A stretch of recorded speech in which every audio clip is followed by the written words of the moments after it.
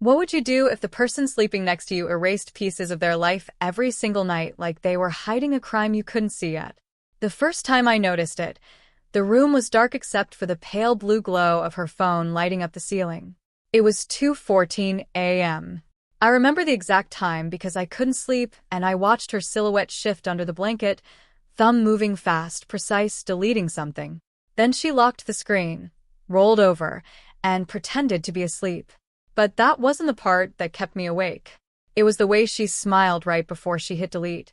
If you genuinely enjoy our stories, please subscribe to the channel. Tell us where you're from and what time it is right now. It's always fascinating to know how far our story flows. I didn't say anything the next morning. I kissed her on the forehead like always, made coffee, and asked if she wanted eggs or toast. She said she wasn't hungry. She hadn't been hungry a lot lately. Too busy, she said. Work was stressful. But stress doesn't make someone guard their phone like it's a loaded weapon. Her name is Laura. Or at least, that's the name I used to say with pride. Back then, we lived in a small apartment near West Loop in Chicago, just off Madison Street. Nothing fancy, but it was ours.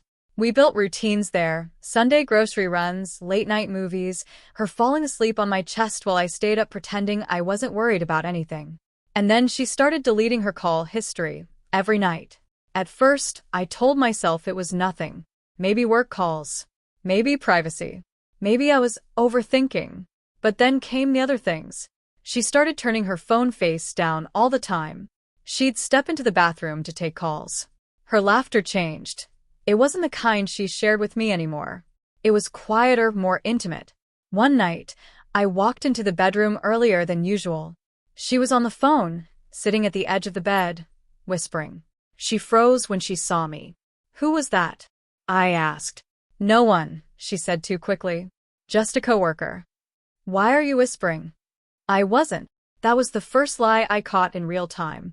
And it didn't feel like a crack. It felt like something inside me snapping. The humiliation came slowly, like a leak you don't notice until the floor collapses. At a dinner with friends on Randolph Street, she barely looked at me, kept checking her phone, smiling at messages. One of my friends joked, "Man, she's got more important conversations than you tonight." Everyone laughed, except me, except her, because she didn't even deny it. That night I waited. 2:03 a.m. She thought I was asleep. She reached for her phone again. I watched through barely open eyes as she unlocked it, scrolled, and started deleting. Messages. Calls. Everything wiped clean like it never existed. But this time, she made a mistake. She left the bathroom door slightly open when she went in to brush her teeth. And she left her phone on the bed. I moved quietly. My hands didn't shake. Not yet. I opened her phone. Recently deleted messages. They were still there. A name saved as Emily Work. But the messages didn't sound like Emily. I miss your voice tonight. Same hotel tomorrow. Wish he didn't exist. My chest tightened so hard I thought I'd collapse right there. Then I saw the number. I memorized it. I put the phone back exactly where it was. And I lay there staring at the ceiling while something inside me died quietly. The next few days I didn't confront her. I watched. I listened. I started gathering. I called the number from a burner phone. A man answered. Yeah. I hung up. That voice. Calm. Confident. Like he had nothing to hide. Like he owned something that belonged to me. I checked her car one afternoon while she was at work. In the glove compartment, I found receipts. A hotel on Michigan Avenue. Multiple dates. Weekdays. Times when she said she was working late. I went to the hotel. I spoke to the front desk. Slipped the guy $100. Asked about the room tied to her name. He hesitated, then printed something. Room 814. Booked under her name. And his. I didn't feel anger then. I felt clarity. She wasn't confused. She wasn't struggling. She was living a second life, and deleting it every night, so I'd never see it. But I saw enough. That's when I stopped being her husband, and started becoming something else. I hired a lawyer. Quietly. Filed for divorce without telling her. In Illinois, evidence matters. And I was about to build a case she'd never recover from. I installed a small recorder in her car. I set up a camera in the living room. I tracked everything. And I waited. One night, she came home late again. Perfume different. Eyes distant. Long day? I asked. Yeah, she said, tossing her bag down. Exhausting. I nodded. Must be, I replied. Running two lives at once sounds tiring. She froze. Slowly turned toward me. What did you just say?